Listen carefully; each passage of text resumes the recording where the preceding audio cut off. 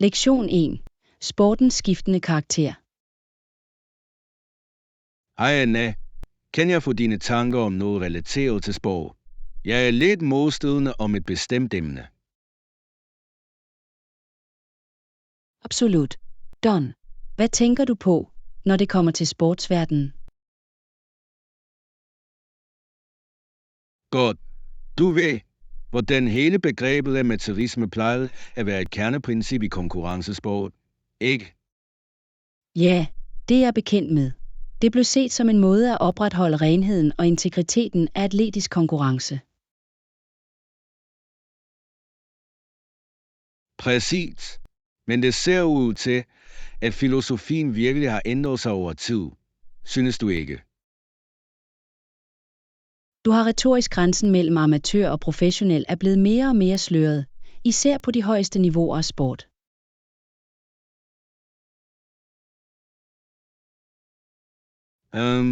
Ja, jeg mener, det plejede at være skandaløst, hvis en atlet blev fanget i at acceptere nogen form for betaling eller godkendelsesaftale. Det blev betragtet som et forræderi mod amatøren. Men nu er selv olympiske atleter åbent professionelle.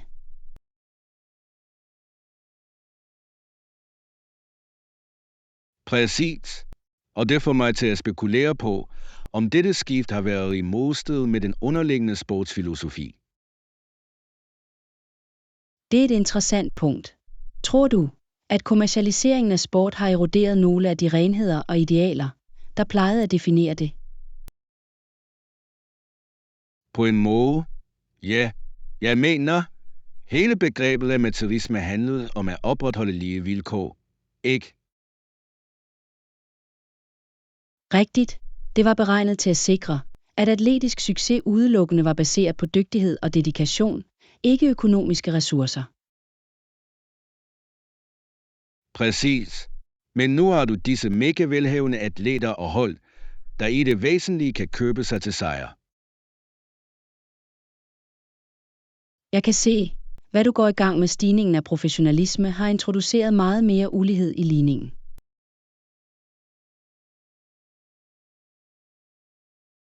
Præcis. Det føles som om sportens ethos er skiftet fra at handle om den rene stræben efter ekspertise til at handle mere om penge og skuespil. Det er en virkelig tankevækkende observation, John. Det ser ud til at modsige nogle af de kerneværdier, som sport oprindeligt blev bygget på. Ja, det er et komplekst spørgsmål. Jeg er nysgerrig efter at høre din opfattelse. Synes du, at udviklingen af sport generelt har været positiv eller negativ? Det er et godt spørgsmål. Jeg tror, der er fordele ved både amatør- og professionelle modeller. Men det er bestemt værd at undersøge, hvordan ændringerne har påvirket den underliggende konkurrenceand. Helt enig. Det er et nuanceret emne. Helt sikkert. Alligevel, tak fordi du chattede dette igen med mig, Anna. Det er nyttigt at få dit perspektiv. Selvfølgelig. John, jeg er altid glad for at udforske denne slags tankevækkende diskussioner omkring sport og samfund. Masser at pakke ud der.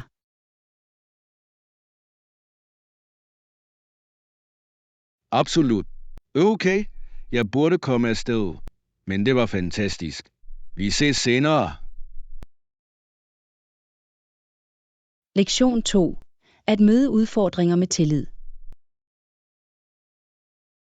Hej Anna, må jeg hoppe noget af dig?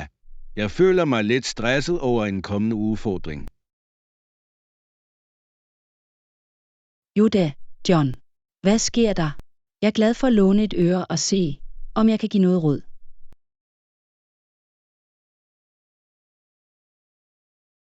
Der er et stort projekt på arbejde, som jeg har fået til opgave at lede. Og for at være ærlig, føler jeg mig lidt ude af dybden. Jeg kan se. Hvad er det ved dette projekt, der får dig til at føle dig stresset? Jeg gætter på, at det bare er omfanget og kompleksiteten af det.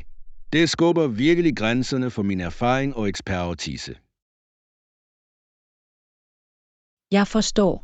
At takle en betydelig udfordring kan bestemt være skræmmende. Men du ved, det er også en mulighed for vækst.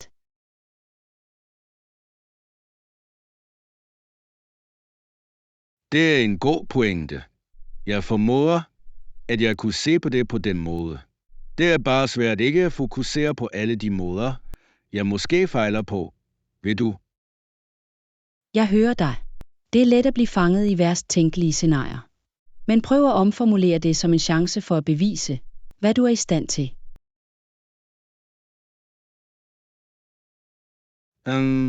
Okay, det er et interessant perspektiv.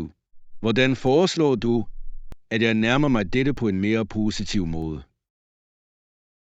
Godt. Først og fremmest, vær ikke for hård ved dig selv.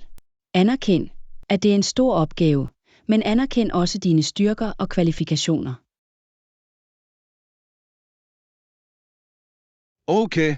Okay. Jeg skal fokusere på mine styrker i stedet for at dvæle ved mine svagheder.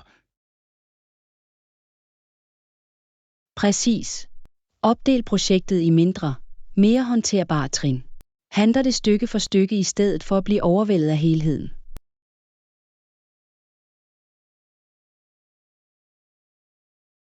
Det giver mening. Del det ned i små opgaver. Det kan jeg bestemt gøre.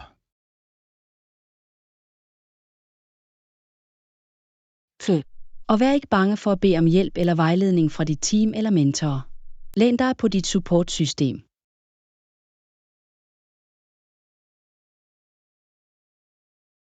Godt opkald. Jeg har mange dygtige mennesker omkring mig, som jeg kan udnytte. Jeg burde ikke prøve at gøre det hele alene. Præcis. Og endelig, prøv at opretholde en positiv, selvsikker tankegang. Visualiser dig selv, når du lykkes, ikke fejler.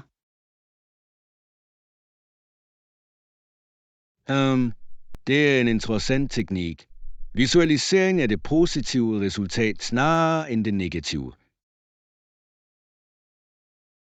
Ja, det kan være virkelig magtfuldt. Det hjælper med at programmere din underbevidsthed til at tro på din evne til at overvinde udfordringen. Det kan jeg godt lide. Okay, du har givet mig en masse gode råd her, Anna. Jeg føler mig meget mere rustet til at takle dette nu. Jeg er så glad for, at jeg kunne hjælpe med at give et nyt perspektiv, John. Husk, du har det her. Bliv fokuseret og stol på dig selv.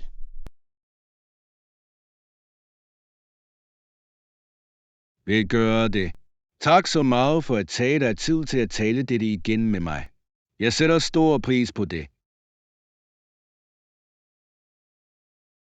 Når som helst, John. Jeg er altid glad for at give støttende ører og dele strategier til at navigere i livets udfordringer.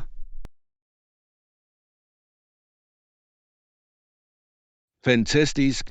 Okay, jeg burde komme afsted, men det var super nyttigt. Vi ses senere.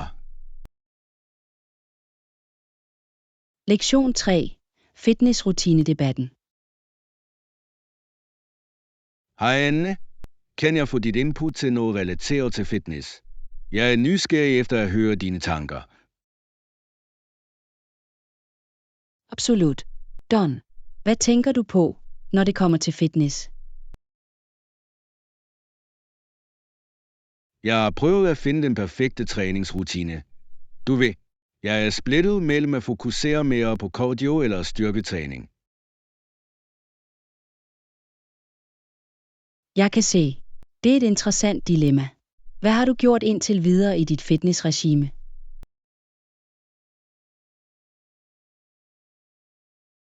Lige nu sigter jeg efter cirka 30 minutters cardio og 5 minutters strækning om dagen.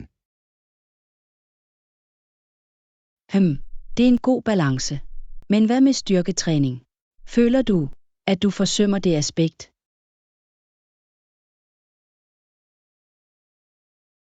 Det er sagen. Jeg har sparet lidt på styrketræningen. Jeg er nok bare mere tiltrukket af cardio. Jeg kan forstå cardioens appel, men det er vigtigt ikke at overse fordelene ved styrketræning også. Du gør en god pointe. Hvad synes du, den ideelle balance skal være mellem de to?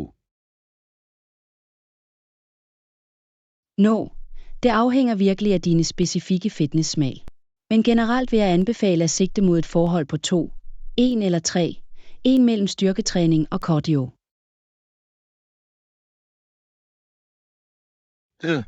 Okay, det er interessant. Jeg har ikke overvejet en sådan splittelse. Kan du uddybe lidt mere?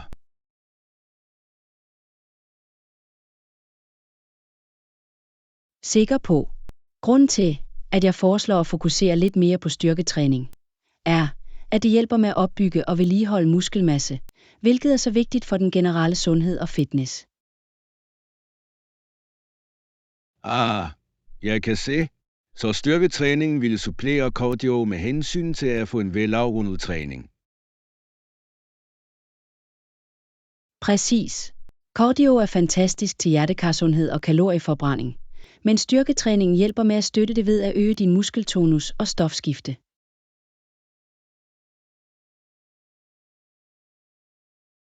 Det giver meget mening. Jeg antager, at jeg har forsømt det muskelopbyggende aspekt i min rutine. Det er en almindelig fejl, men det er vigtigt at finde den balance. Prøv måske at starte med 20-25 minutters cardio og 10-15 minutters styrketræning.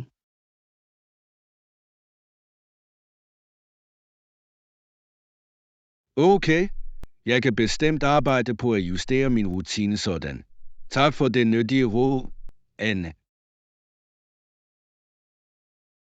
Selvfølgelig. John, fitness handler om at finde det, der fungerer bedst til dine individuelle behov og mål. Fortæl mig, hvis du har andre spørgsmål. Vil gøre det. Værdsætter, at du tog dig tid til at lede mig igennem dette. Det har givet mig meget at tænke over. Når som helst. Ønsker dig held og lykke med din fitnessrejse. Vær konsekvent og stol på processen.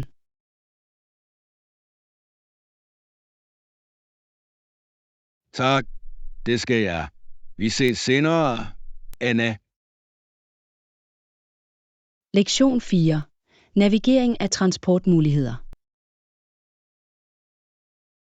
Godmorgen, Anne. Hej.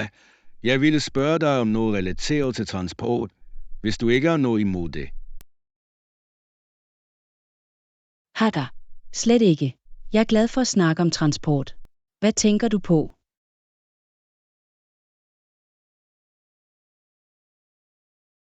Jeg har prøvet at finde ud af den bedste måde at komme rundt i byen i disse dage, og jeg er lidt splittet mellem et par forskellige muligheder.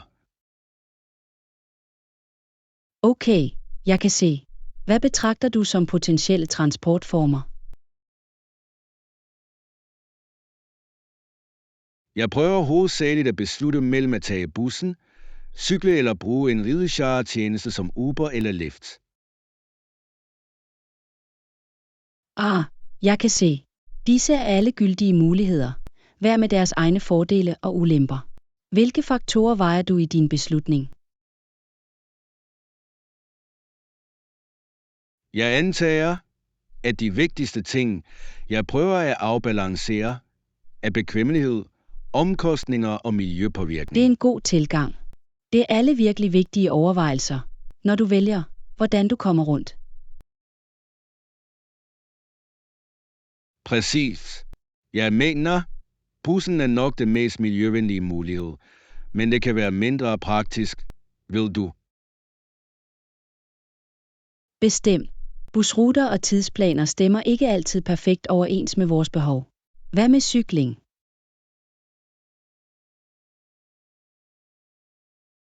Det er en god pointe. Cykling kunne være en dejlig mellemvej.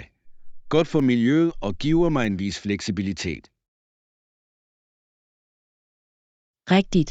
Og det er også en fantastisk måde at få lidt motion som en del af din pendling. Har du taget højde for ting som vejr og afstand?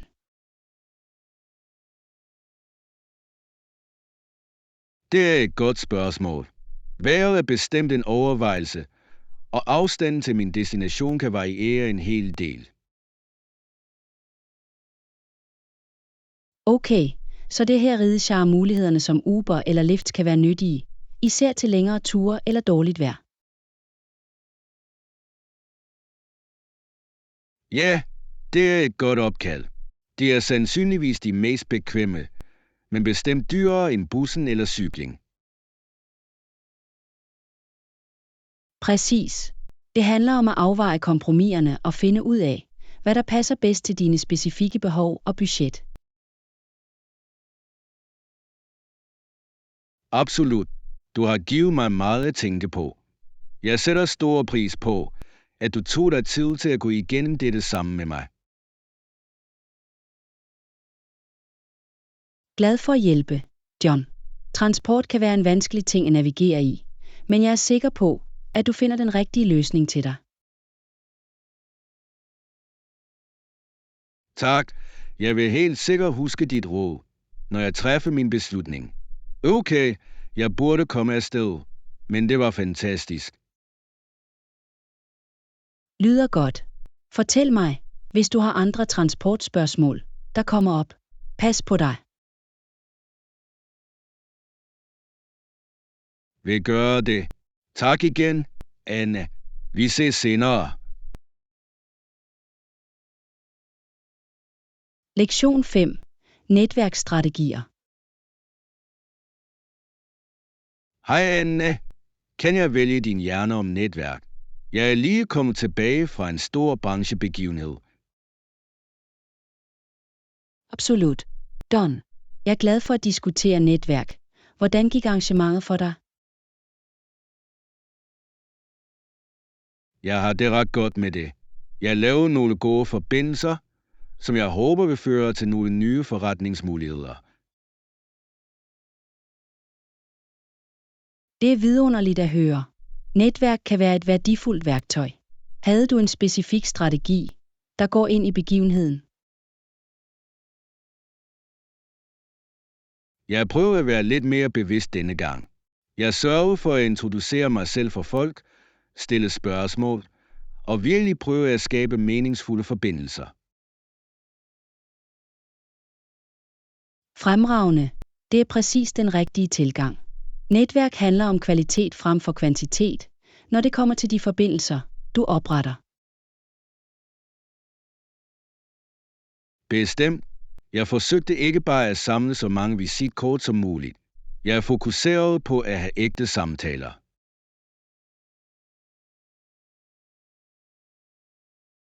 Det er så vigtigt. Og fandt du nogle særlige teknikker, der var nyttige til at lette disse meningsfulde udvekslinger?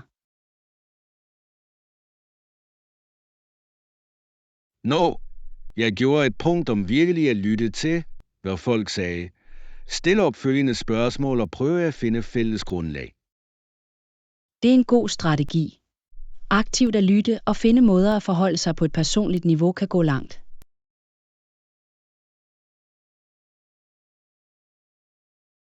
Absolut.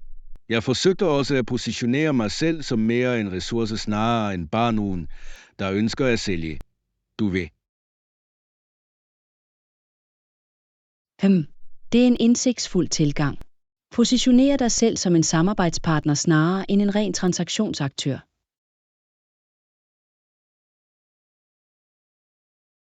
Præcis. Jeg ville vise, at jeg virkelig var interesseret i at hjælpe, ikke bare promovere mig selv. Det er vidunderligt, John. Det lyder som om, at du virkelig har kunsten at skabe et effektivt netværk ved denne begivenhed. Det håber jeg bestemt. Jeg har det ret godt med de forbindelser, jeg lavede, og det potentiale, de har. Det er fantastisk. Vedligeholdelse og pleje af disse nye forhold vil være nøglen fremadrettet. Bestemt. Jeg planlægger at følge op med alle og se, hvordan jeg kan fortsætte med at give værdi. Fremragende, at konsistens og opfølgning vil være så vigtig. Godt gået med at navigere i netværksprocessen.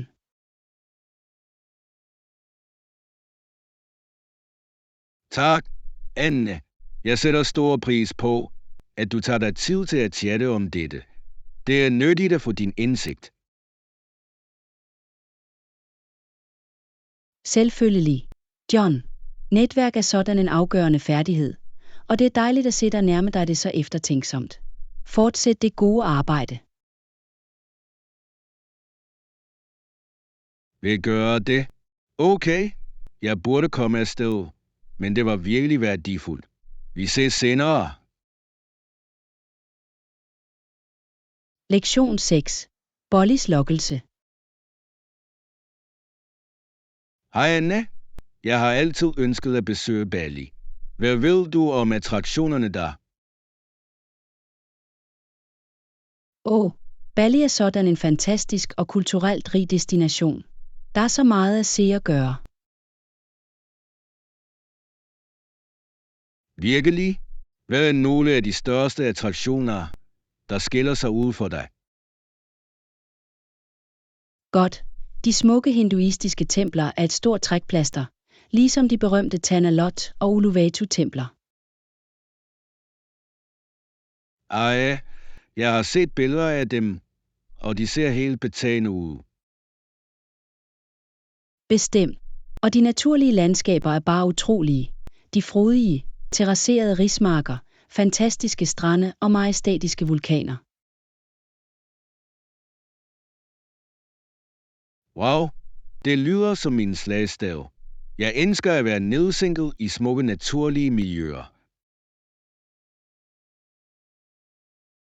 Også mig. Og de kulturelle oplevelser er virkelig unikke. Du kan besøge traditionelle landsbyer, se pulserende danseforestillinger og lære om det lokale kunst og håndværk.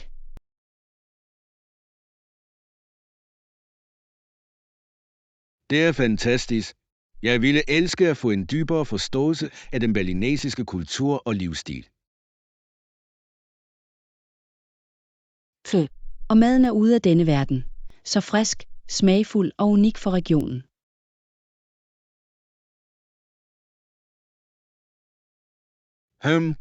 Du sælger mig virkelig på Bali, Anna. Jeg føler, at jeg snart er nødt til at begynde at planlægge en tur dertil. Det burde du bestemt. Det er sådan et specielt sted. Kombinationen af naturlig skønhed, rig kultur og varm gæstfrihed er virkelig uden sidestykke.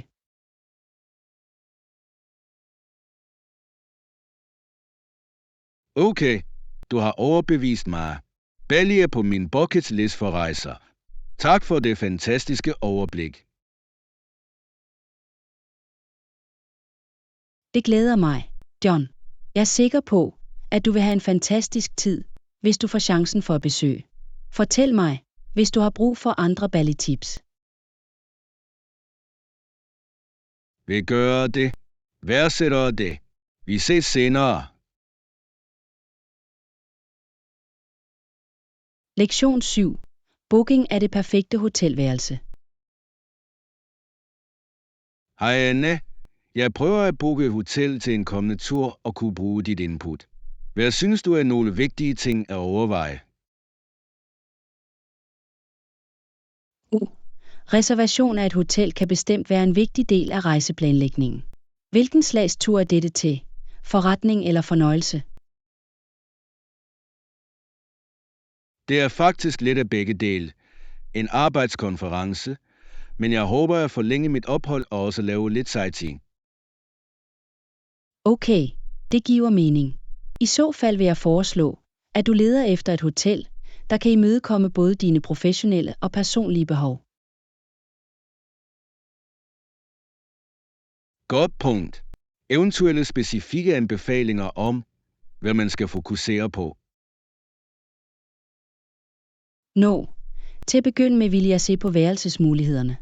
Se om du kan finde en på en højere etage, da de har tendens til at være mere støjsvage. Ja, det er et godt tip. Jeg vil være sikker på at tjekke ledige værelser på de øverste etager.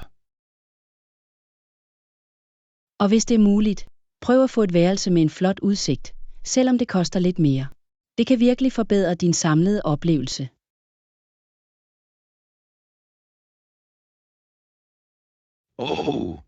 Det lyder dejligt. Et værelse med en fantastisk udsigt ville være rigtig rart. Især til fritidsdelen af turen. Bestemt. Og glem ikke at kigge på hotellets faciliteter og tjenester, såsom fitnesscenter, pool eller forretningscenter.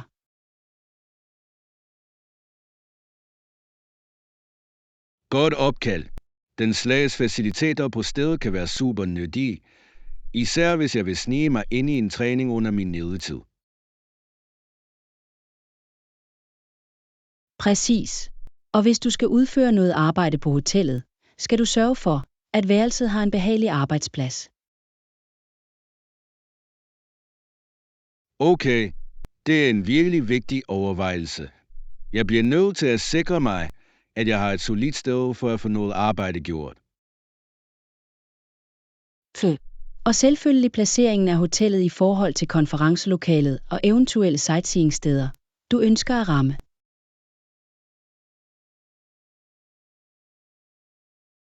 Fremragende punkt. Jeg bliver nødt til at kortlægge det hele for at finde den mest bekvemme centrale placering. Det lyder som om du er på rette spor, John. Bare fortæl mig, hvis du har brug for andre tip til hotelreservation, når du indsnæver dine muligheder. Det gør jeg. Tak så meget, Anne. Det der har været virkelig nyttigt. Du har givet mig en masse gode ting at huske på. Glad for at hjælpe. Ønsker dig held og lykke med at finde det perfekte hotel til din kommende rejse.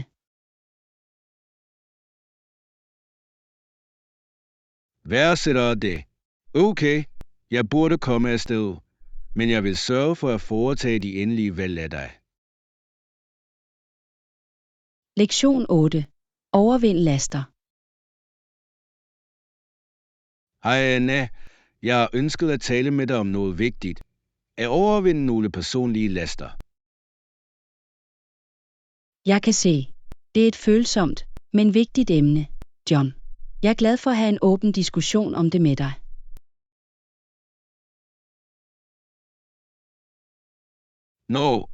Jeg har kæmpet med et par usunde vaner, som jeg virkelig vil bryde fri fra.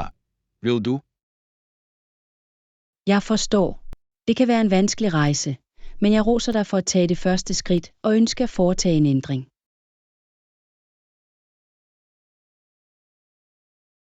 Ja, det har ikke været let. Jeg føler, at disse laster er blevet barrierer i mit liv. Jeg kan se. Kan du fortælle mig lidt mere om de specifikke laster, du håber at overvinde? Jeg vil hellere ikke komme ind på detaljerne her, hvis det er okay. Men de påvirker bestemt mit helbred og velvære. Selvfølgelig forstår jeg det helt. Det vigtige er, at du anerkender behovet for forandring.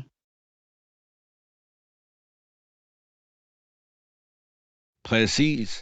Og jeg ved, at det ikke vil være en hurtig eller nem proces, men jeg er fast besluttet på at bryde disse vaner. Det er en meget beundringsværdig holdning, John. At have denne beslutsomhed og viljestyrke er afgørende. Tak, Anna. Jeg antager, at jeg bare leder efter råd eller strategier. Du må da have til at overvinde denne slags laster. Godt. Det første skridt er ofte at anerkende problemet og forpligte sig til at foretage en ændring. Derfra handler det om at finde sunde alternativer og mestringsmekanismer.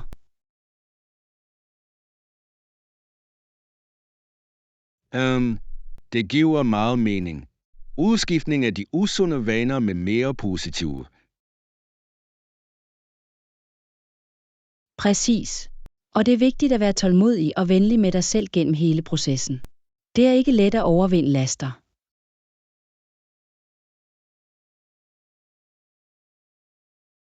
Jeg sætter pris på det perspektiv. Det er nemt at være for hård ved mig selv, men jeg ved, at jeg er nødt til at forblive positiv. Fejr de små gevinster undervejs, og lad være med at slå dig selv op, hvis du glider op og til. Fedt det. Det skal jeg huske på. Alt det har været rigtig nyttigt, Anna. Jeg føler mig lidt mere rustet til at takle dette.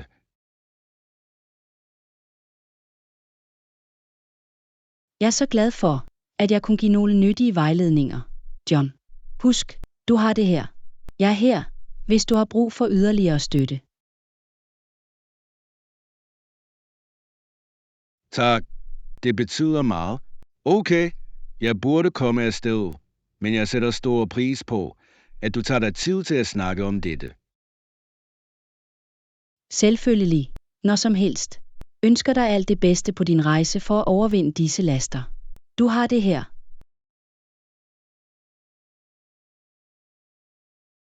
Tak, Anne.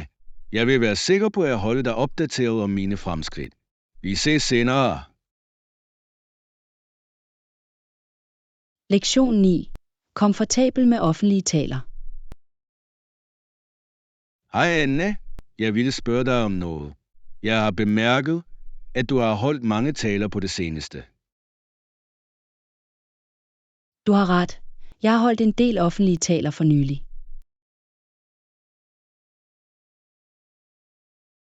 Det er imponerende.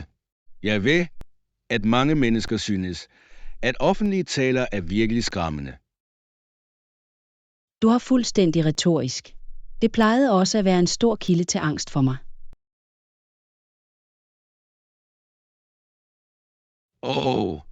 Virkelig? Det ville jeg aldrig have gættet. Du virker så rolig og komfortabel deroppe.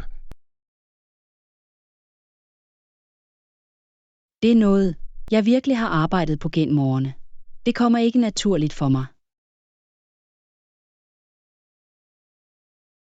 Det er godt at vide. Det er opmuntrende at høre, at selv nogen så selvsikker, som du måtte arbejde på det. Bestemt. Jeg plejede at blive så nervøs, før jeg skulle tale foran en skare. Jeg kan forestille mig, hvad gjorde du for at overvinde denne frygt og opbygge din selvtillid? Det var en gradvis proces, men jeg tror, nøglen bare var at sætte mig selv derude oftere. Det giver mening. Øvelse gør mester, som de siger.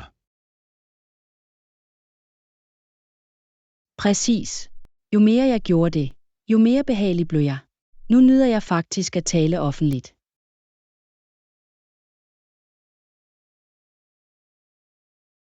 Wow, det er fantastisk. Jeg er virkelig imponeret over din transformation. Tak, John. Det har ikke været let, men det har været en værdifuld færdighed at udvikle. Jeg kan se hvorfor. At kunne tale trygt foran andre er sådan et aktiv.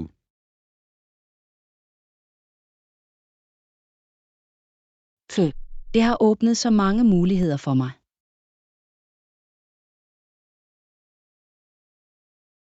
Jeg er videre på. Jeg er glad for, at du har fundet en måde at omfavne det på. Måske kan du give mig nogle tip engang. Absolut. Jeg vil være mere end glad for at dele det, jeg har lært. Bare lad mig vide det. Godt. Jeg tager dig op på det. Det har været virkelig indsigtsfuldt, Anna. Jeg er glad for, at du fandt det nyttigt. Offentlig tale er en færdighed, som enhver kan dyrke. Det er godt at vide. Jeg glæder mig til at omsætte nogle af dine teknikker i praksis.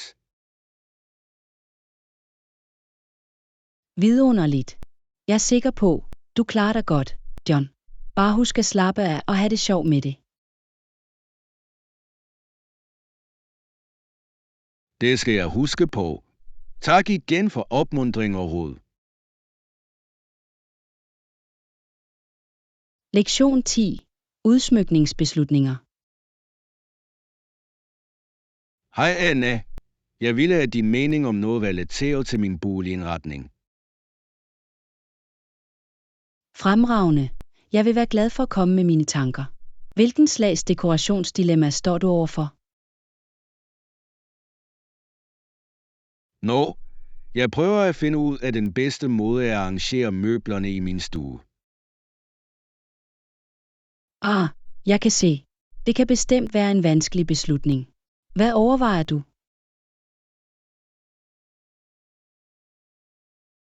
Jeg er splittet mellem at gå efter et symmetrisk mønster eller et mere eklektisk arrangement. Det er et godt spørgsmål. Det afhænger virkelig af den overordnede stil, du går efter. Det er en god pointe. Jeg er lidt tilbøjelig til et mere moderne, minimalistisk look. Okay, i så fald kunne et symmetrisk layout fungere rigtig pænt for at opnå den æstetik. Tror du det? Jeg var bekymret for, at det kunne virke som for formelt eller stift.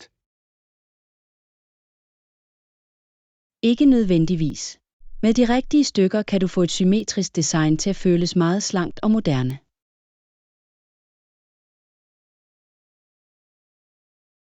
Interessant. Kan du give mig et eksempel på, hvordan det kan se ud? Jo da, forestil dig en sofa centreret mod væggen med matchende lænestole, der flankerer den på hver side. Ja, det kan jeg visualisere. Og så måske et sofabord og sidebord for at fuldføre symmetrien.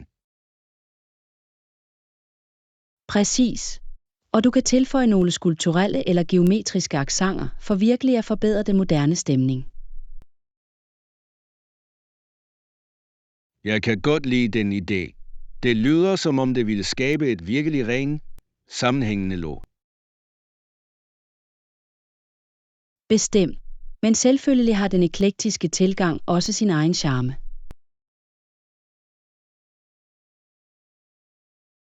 Det er sandt. Jeg elsker ideen om at blande forskellige stilarter og teksturer. I så fald kan du lege med asymmetrisk placering og forskellige møbelformer.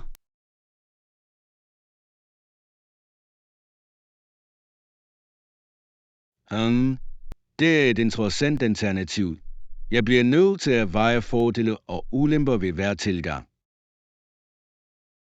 Tag dig god tid med det. Der er ikke et rigtigt svar. Det handler om at finde, hvad der taler til dig. Du har ret. Det handler virkelig om at stole på mine egne designinstinkter. Det har været super nyttigt, Anna. Jeg er så glad for, at jeg kunne give et nyttigt perspektiv. Lad mig vide, hvilken retning du beslutter dig for at gå. Vil gøre det. Jeg sætter pris på, at du tog dig tid til at tale igennem dette med mig. Det har givet mig meget at tænke over. Abonner, synes godt om at dele vores kanal. Din støtte hjælper os med at skabe mere godt indhold. Tak skal du have.